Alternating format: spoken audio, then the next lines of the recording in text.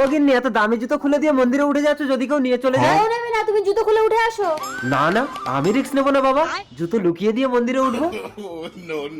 বাচ্চা হচ্ছে না, তুমি হসপিটালে যাবে, মন্দিরে এসো, বাবাজি কি তোমার বাচ্চা করে দেবে নাকি?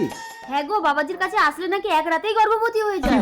আমি রাতের পর রাত চেষ্টা করে বাবা হতে পারলাম না, আর বাবাজি এক রাতেই গর্ভবতী করে দেবে না?